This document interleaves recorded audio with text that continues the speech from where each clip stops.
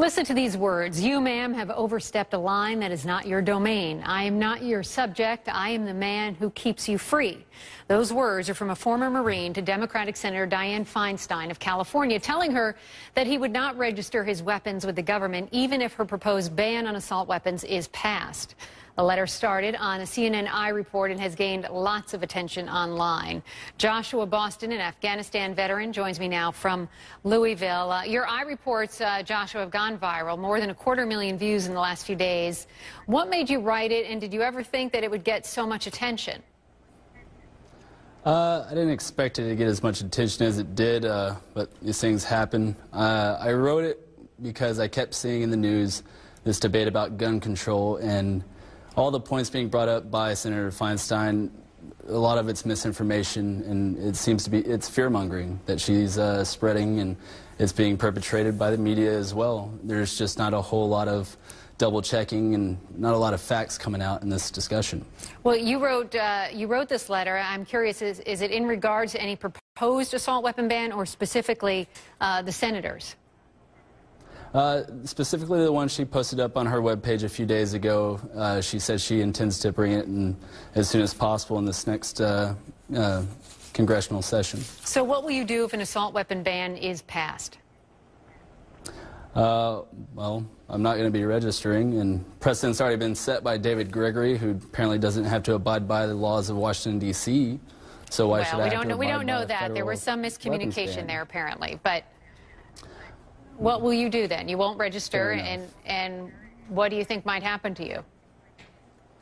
Well, I mean, whatever happens, happens, but I have a right granted to me by the Second Amendment in our Bill of Rights, and it says shall not be infringed.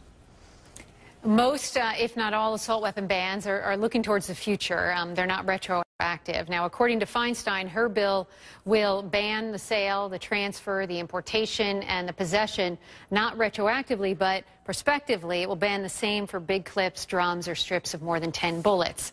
And in response to your letter, I want to read the statement that the senator released.